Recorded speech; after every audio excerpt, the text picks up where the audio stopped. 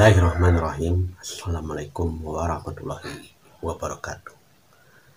Alhamdulillah wa syukurillah, puji syukur kepada Allah Subhanahu wa taala yang telah memberikan kita nikmat, baik nikmat lahir maupun nikmat batin.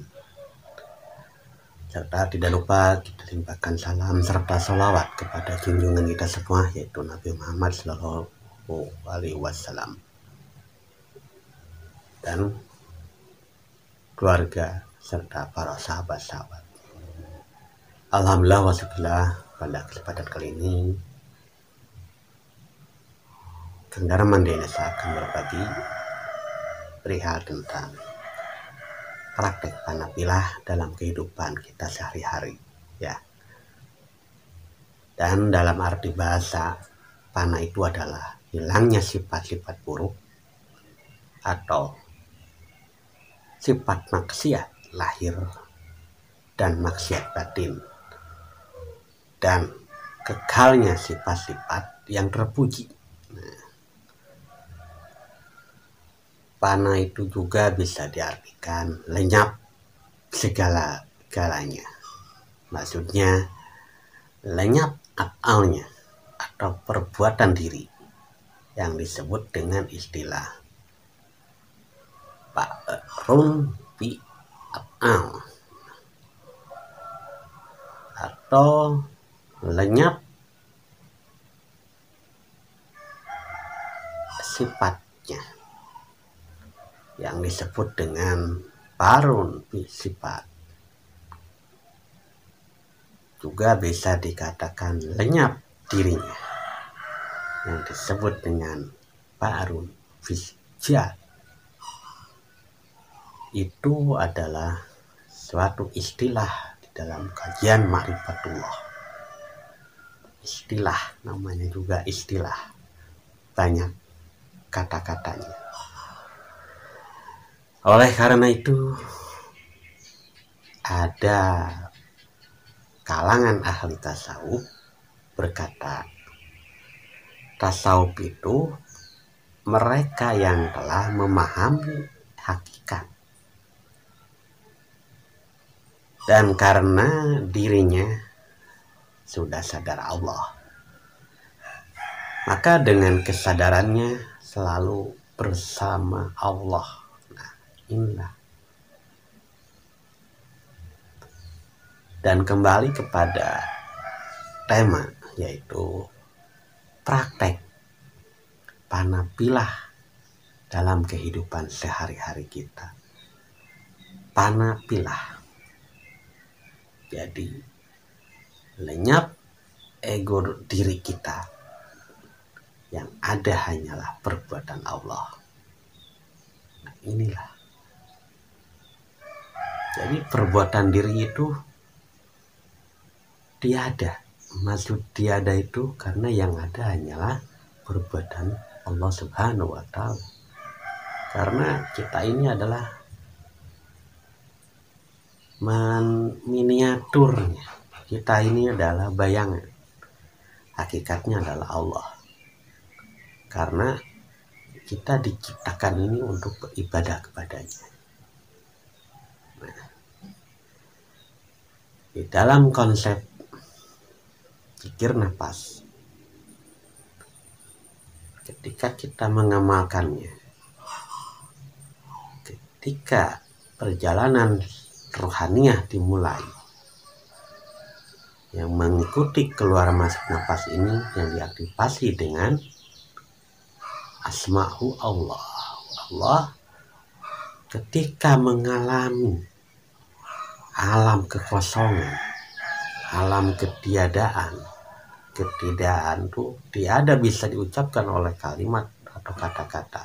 Disitulah letak panah.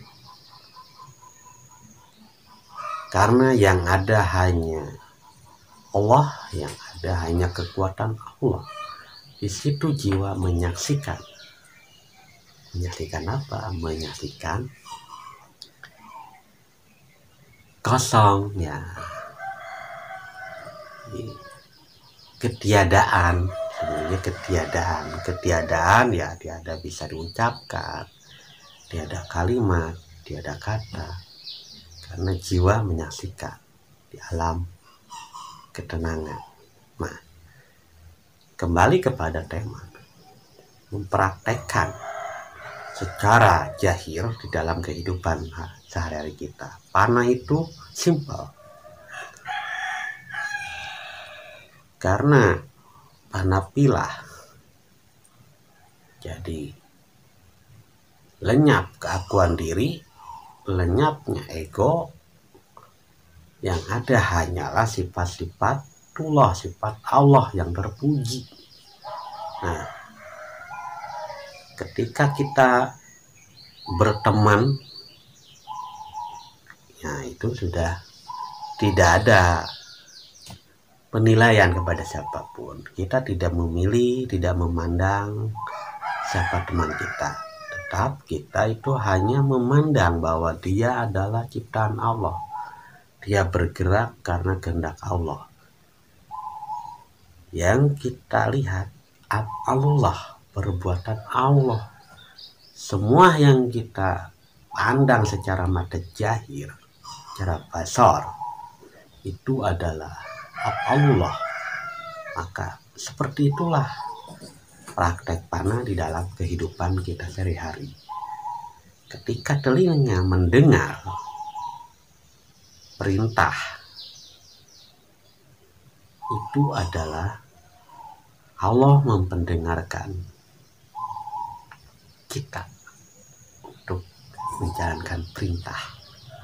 Contohnya ketika anak kecil atau anak kita menyuruh, kita itu tidak melihat kepada anaknya. Anak yang kecil ini, wah kamu berani-berani menyuruh saya. Nah, tidak ada penilaian seperti itu. Yang ada hanyalah pandangan kesadarannya itu kepada Allah, bahwa dia itu adalah Allah.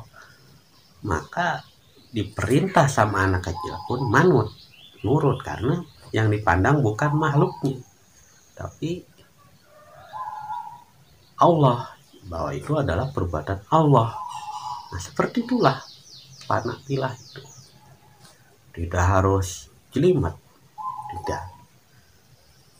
Nah, maka ketika kita belajar hakikat, disitulah letak atau tata letak panah pilah. Jadi apapun yang kita lihat, apapun yang kita dengar, apapun yang kita rasa, apapun yang diucapkan, itu harus menjadi satu kedaulatan.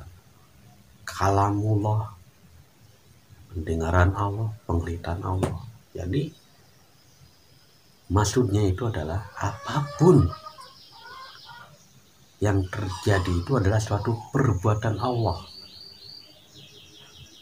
Nah, karena sudah lenyapnya keakuan, lenyapnya ego diri, maka orang-orang itu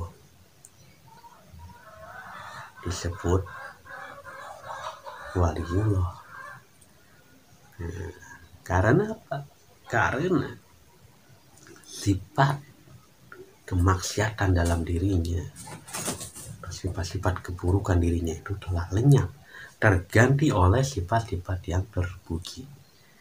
Itu sifat-sifat kebaikan. Maka bismillahirrahmanirrahim. Itulah.